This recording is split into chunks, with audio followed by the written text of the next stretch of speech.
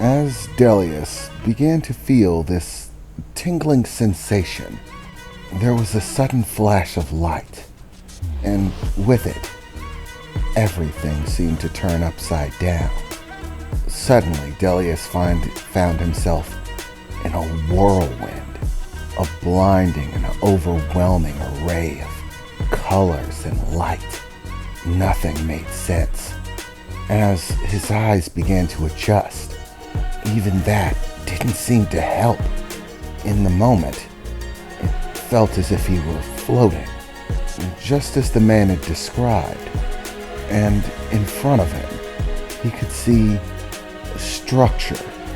There seemed to be some sort of large oval-shaped opening, and through it, he could see blurs, a never-ending seeming sequence of blurs, moving about in all directions wildly. He could hear sounds, but they all sounded like high-pitched whines, squeaks, chirps, and a number of other strange things. Nothing sounded like it should, like he was used to. It was just this sequence of blurs.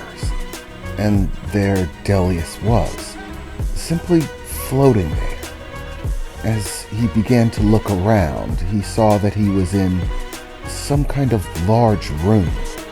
There were strips that lined the walls in this room, all of them emitting this strange blue light that seemed to be holding him aloft somehow. As Delius began to take stock, checking to make sure everything was all right, he saw that he was there. Everything that was supposed to be there was in place.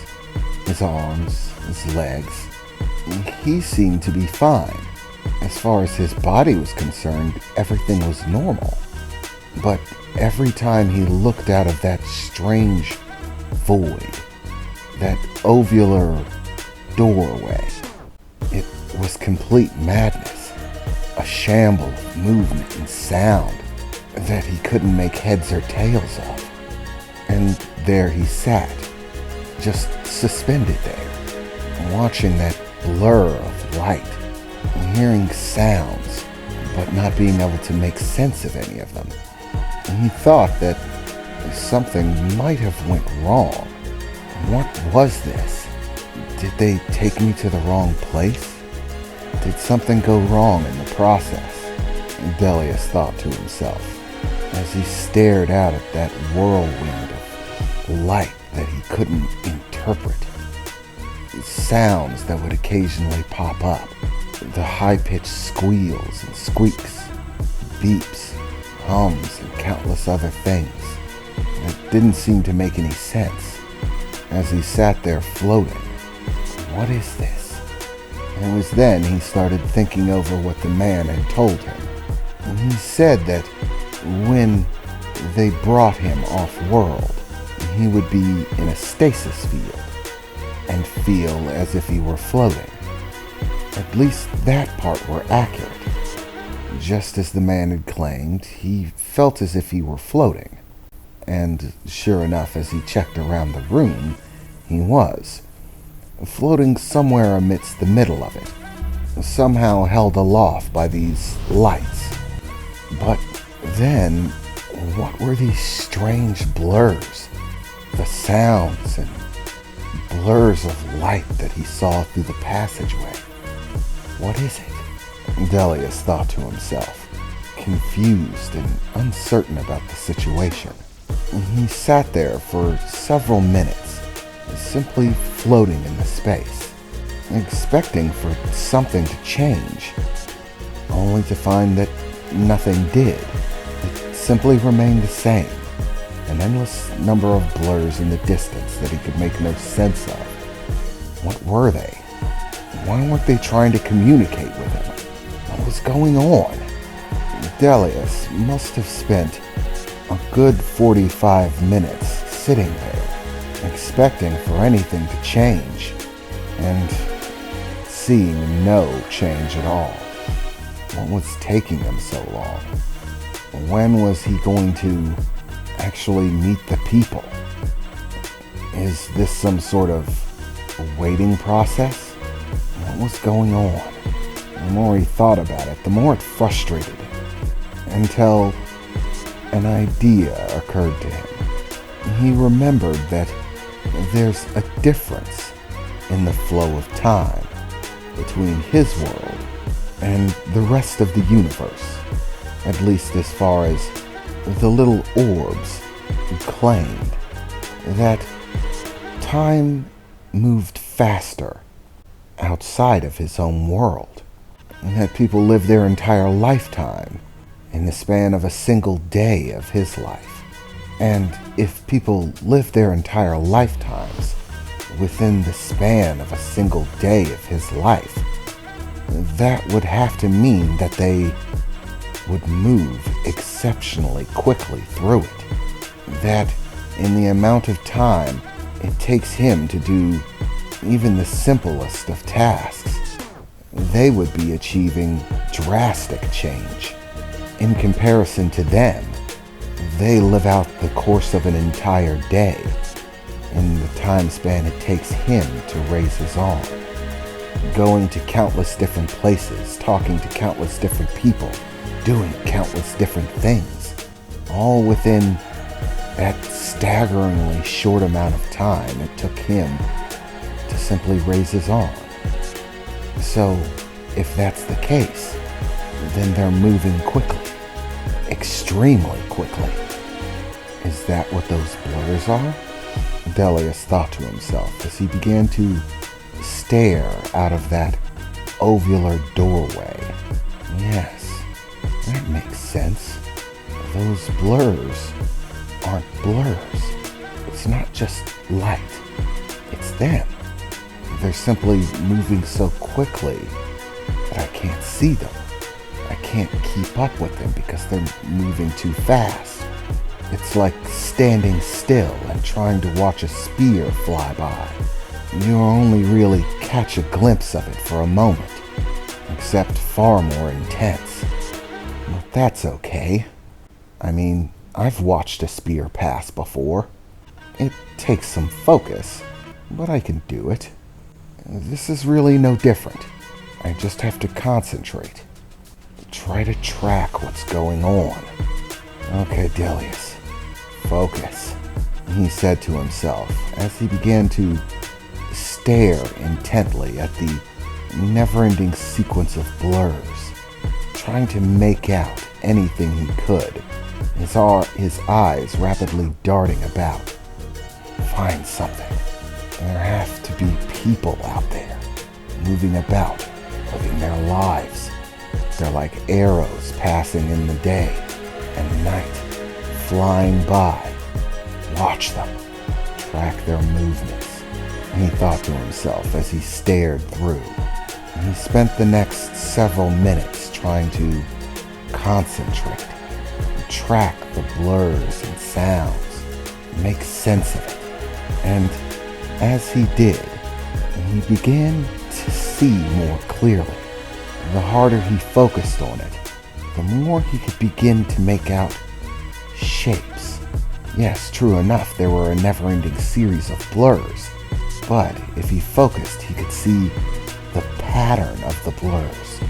They were in shapes, lots of them in the shape of a person, simply moving by rapidly, like a flash of light that passes by, an arrow in flight. I was right. It's them. It's the people. Okay, so that's them. So what the hell to do about it? And that's when another thought occurred to Delius. Communication. If they're moving around, and their movement seems to be fast, then it only makes sense that their communication would be just as fast. What if they are trying to speak to me, and it's just coming out so quickly that I don't understand it? That's what the noise is. It's them speaking. I just can't interpret it. Okay, so simply trying to use my eyes isn't enough. I have to truly focus everything. my eyes, my mind, my ears. I have to absorb as much as possible. You can do this, Delius, he said to himself, as his eyes opened wide, trying to absorb all of the countless arrays of movement in front of him, the clicks and sounds that he heard. And the more Delius focused, the more clear things started to become over time.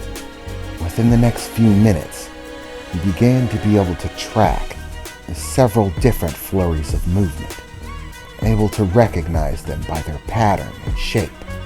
Even things that weren't shaped like people started to become more clear, like objects being moved by people. And as what he saw became more clear, so too did the noises that he heard, beginning to feel like there was more there. To him, at first, they just sounded like beeps, whistles, clicks.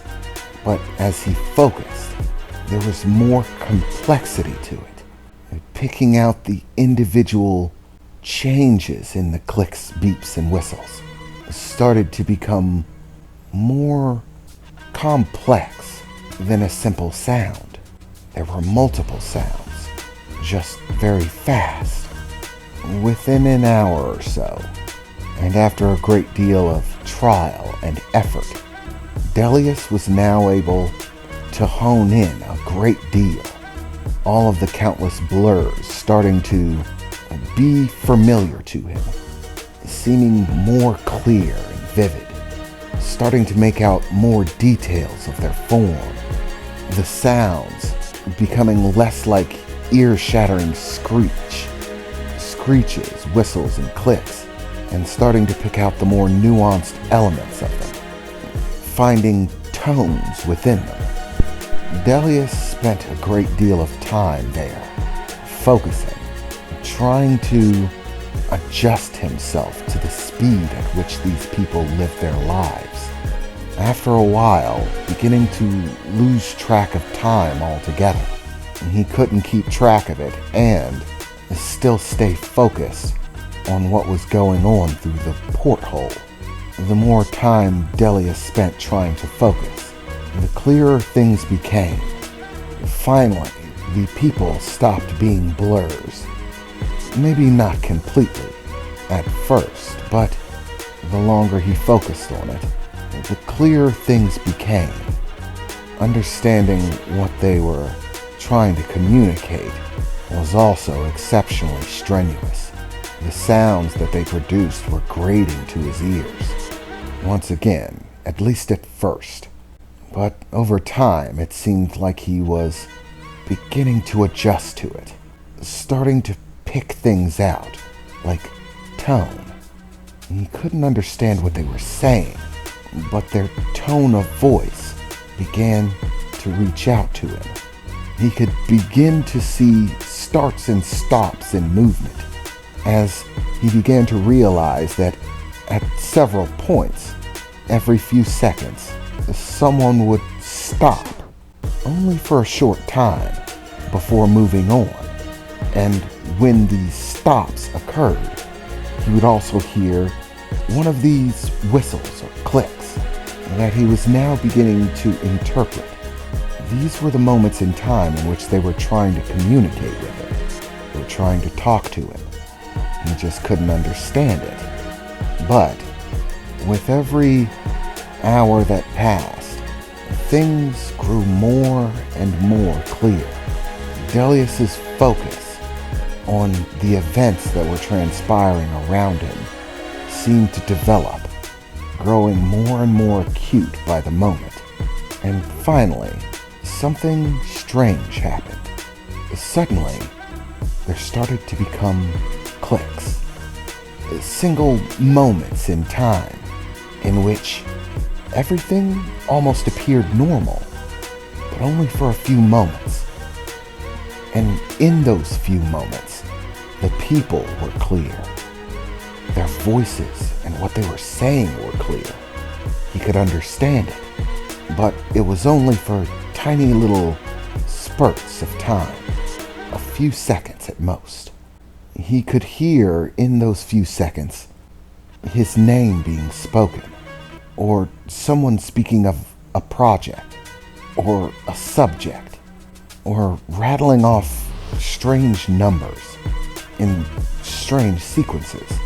And the more that Delius focused, the longer these spurts would grow, until finally, a woman approached the front of the view screen, the port through which Delius viewed the rest of the events unfolding outside of the window. This is Aja Morin, Researcher 597, attempt number 478 to communicate with Subject 1, identified by native name Delius. Hello, Delius. This is your 488th day within Stasis Field 3. Your vital signs are strong as always. You are in excellent health. As of yet, you have not responded to any inquiry, answered any question, and seem to not have yet adapted to our faster frame of time. So, can you hear me, Delius? The woman said, staring through the view hole at Delius suspended there in the stasis field. Yes, Delius replied, very slowly. I can hear you, Delius said. Oh my God. Oh my God, she replied, shocked, as she ran to the controls beside the view hole. This is Aja. We have confirmed response. Subject 1, Delius. He's responded to verbal communication. He spoke, she yelled into the controls while holding down a button. That's wonderful news, Aja. See if you can continue to communicate with him. We'll have analysis equipment there immediately. Yes, sir, she said, as she released the button, stepping back in front of the view screen, staring through at Delius. I can't believe he finally said something. And it was to me. This is incredible. Okay, Aja. Stop freaking out and do your job. Talk to the alien. Hello, Delius. As I said before, my name is Aja. You may currently be experiencing some difficulty interpreting me. I assure you, it's normal, she said, trying her best to smile through her nervousness.